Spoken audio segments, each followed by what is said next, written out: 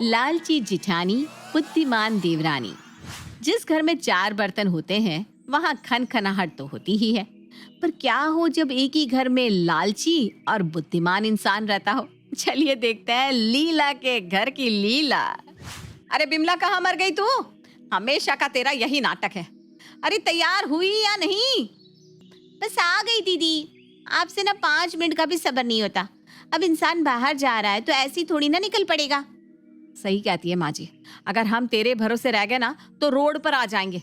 अब जल्दी चल वरना रास्ते का माल सस्ते में नहीं मिलेगा।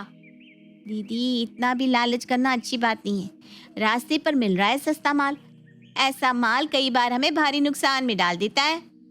तेरी इन्हीं बातों की वजह से ना मेरा तेरे साथ जाने का कहीं दिल ही नहीं करता। तुझसे अच्छी तो माँ जी है। तेरे साथ चलती हूँ तो लगता है किसी ज्ञानी बाबा के साथ चल रही हूँ। अपना ज्ञान अपने तक रख। मैं खुद बहुत ज्ञानी हूँ, मुझे ज्यादा ज्ञान मत दिया कर। और भूल मत, मैं तेरी जेठानी हूँ और जिंदगी में लालच करना भी बहुत जरूरी है। अगर इंसान लालच नहीं करेगा तो उसे पाने की इच्छा कैसे रखेगा? विमला को ज्यादा बातें करनी पसंद नहीं थी, इसलिए जब भी विमला की बहस लीला से होती तो विमला हमेशा चुप हो जाती। और हमेशा की तरह आज भी विमला लीला की किसी भी बातों का जवाब नहीं देती और उसके साथ मार्केट के लिए निकल जाती है। जहां लीला देखती है कि मार्केट उठ रही है, ये देखकर एक बार फिर लीला अपनी देवरानी से कहती है, देखा, तेरी वजह से हो गए ना हम लेट। मार्केट उठने लगी। अब जल्दी चल। सबसे पहले तो आज मैं साड़ी खरीदूंगी, मेरे पास एक ढंग की साड़ी नहीं है। क्या दीदी, आपकी पूरी अलमारी साड़ी से ही भरी है और कितनी साड़ियों का लालच रखोगी? इतनी साड़ियों का लालच रखूंगी कि एक दिन अपनी खुद की दुकान खोल लूंगी। और कुछ? चल अब। लीला विमला के साथ एक साड़ी की दुकान में जाती है, जहां 1000 की साड़ी 500 में और 5000 की साड़ी सिर्फ 1000 रुपए में मिल रही थी। इतना अच्छा सेल लगा हुआ देखकर लीला की आंख मानो फटकर बाहर आ जाती है। अरे वाह, ये साड़ी कितनी अच्छी लग रही है विमला। तू जानती है कि ये साड़ी दुकान में 5000 की मिल रही है और देख हमें सिर्फ 1000 में मिल रही है।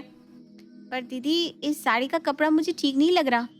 और भला ये दुकानदार इतनी महंगी साड़ी इतनी सस्ती क्यों दे रहा है? आपने एक बार भी नहीं सोचा इस बारे में? विमला, अभी तुझे मार्केट के बारे में कुछ पता नहीं है। यहाँ सेल लगी है और ये कोई खराब कपड़े नहीं होते। अच्छा भैया, आप ना मेरे लिए ये 4 साड़ियाँ पैक कर दो और ये 500 वाली भी 4 साड़ी पैक कर देना। दीदी, सारे पैसे साड़ी पर ही उड़ा दोगी? माना कि सस्ती साड़ियाँ मिल रही है, पर इतनी साड़ी का करेंगी क्या? पहनूंगी और क्या। जब तू मायके जाएगी तो तू खाली हाथ थोड़ी ना जाएगी। आखिर तेरे मायके वालों को भी तो पता चले कि तेरी जेठानी कितनी अच्छी है। इसीलिए ये कुछ साड़ियाँ मैं तेरे घर वालों के लिए तेरे हाथों से भिजवाऊंगी। पर दीदी, इन सब की... अरे चुप करना, तू कुछ नहीं बोलेगी। वैसे भी अभी मैं बाहर हूँ और मेरा मूड बहुत अच्छा है। मैं तेरी एक बात नहीं सुनने वाली। लीला विमला की एक नहीं सुनती और खुले हाथों से खर्च करती है। घर जाने के बाद जब आशा इतना सारा सामान देखती है तो अपनी बहू से हिसाब लेने लगती है। बहू, तू इतने लालची क्यों है? मैंने तुझे मार्केट भेजा था ताकि तू घर की जरूरत का सामान लेकर आ सके, पर तू तो अपने खाने और साड़ियाँ उठा कर ले आई। मुझे पूरा हिसाब चाहिए। छोटी बहू, अगर आज तूने बड़ी बहू का साथ दिया तो तू भी मुझसे नहीं बचेगी। आशा को गुस्से में देख लीला के पसीने छूट जाते हैं, पर विमला अपने दिमाग का इस्तेमाल करती है और सबसे पहले अपनी सास के लिए ठंडा पानी लाती है और उन्हें बिठाकर अच्छे से हिसाब के साथ उन सामानों का इस्तेमाल कैसे करना है ये भी समझाती है। माँ जी, मैं मानती हूँ कि दीदी बहुत लालची है, पर जिंदगी में पहली बार दीदी ने लालच से नहीं बल्कि अकल से काम लिया है। हाँ, ये इतनी सारी साड़ी और गहने लेकर है? अरे इसकी अलमारी खोल कर देख। इसकी अलमारी उल्टी कर रही है। इसकी अलमारी में सिर्फ कपड़े, गहने और मेकअप का सामान रखा है। इतना कि दुकान वालों के पास भी स्टॉक नहीं होता जितना इस कलमुही के पास है। यही तो मैं आपको समझा रही हूँ माँ जी, कि दीदी ने आज अपना दिमाग चलाया और उन्होंने मुझे समझाया कि उनके पास पहले से ही बहुत सारा सामान है जिनका वो यूज़ भी नहीं करती, पर वो फेंक भी नहीं सकती क्योंकि स्टॉक कम है। इसलिए जानबूझकर दीदी रास्ते का माल सस्ते में उठा कर ले आई ताकि वो अपनी अलमारी खाली करके किसी और की अलमारी भर सके। बहू तो क्या कह रही है, मुझे कुछ समझ में नहीं आ रहा। जो भी समझाना है साफ साफ समझाना। मैं तेरे जितनी बुद्धिमान नहीं हूँ। बाजी, आज तो दीदी ने साबित कर दिया कि मुझसे ज्यादा बुद्धिमान दीदी हैं। उन्होंने ये सारा सामान बेचने के लिए खरीदा है। कल दीदी संडे मार्केट लगाने जा रही हैं और ये सारा माल बेच देंगी।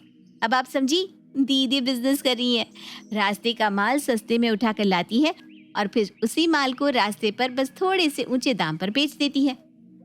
अरे ये तो मैंने सोचा ही नहीं। क्या बात है लीला बहू, छोटी बहू के साथ रहकर तेरा भी दिमाग चलने लगा। और ये तूने ना बहुत अच्छा काम किया। कल मैं भी तेरे साथ चलूंगी।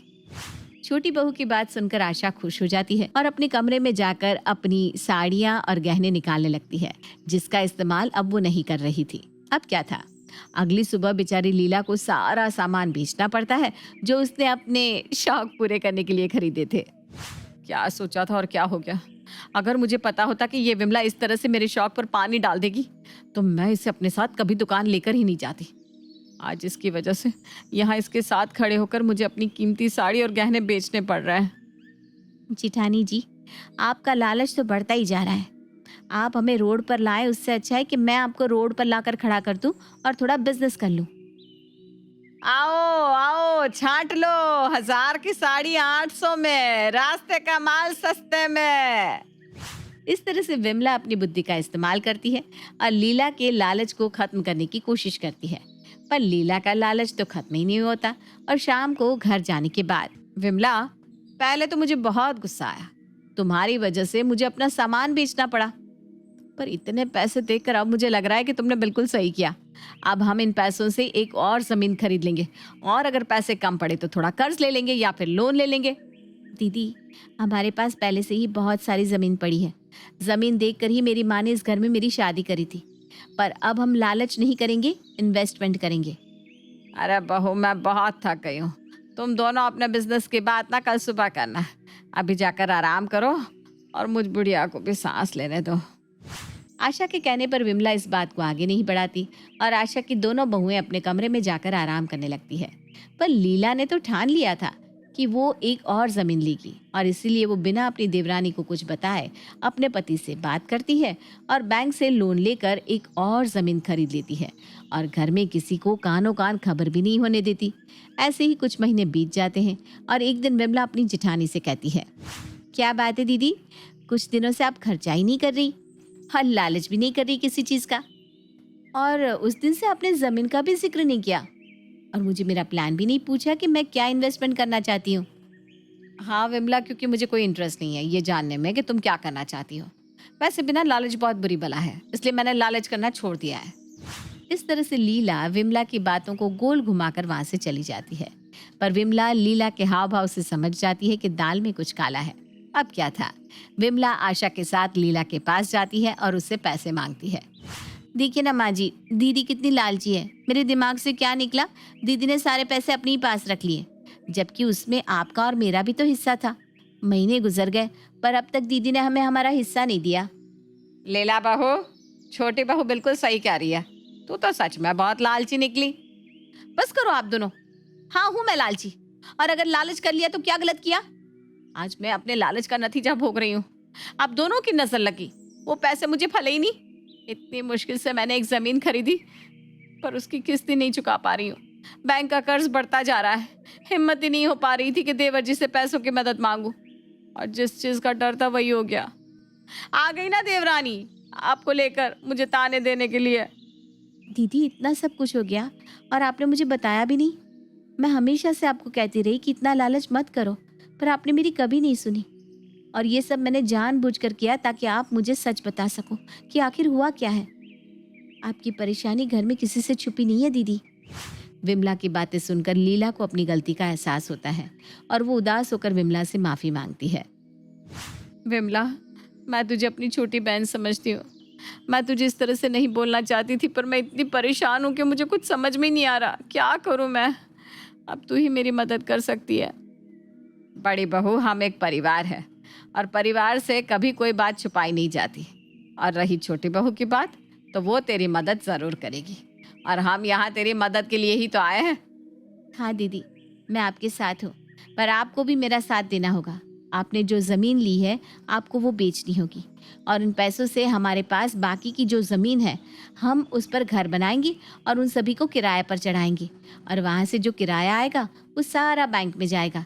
इस तरह से कर्ज भी जाएगा और हमारी इन्वेस्टमेंट भी होगी।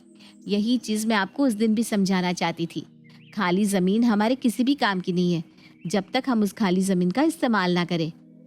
लीला को विमला की सारी बातें समझ में आ जाती है और इस तरह से विमला अपनी सूझबूझ के साथ अपनी जेठानी को कर्ज के बोझ से बाहर निकालती है और उन्हें पैसे, जमीन और सामान का सही इस्तेमाल करना भी सिखाती है।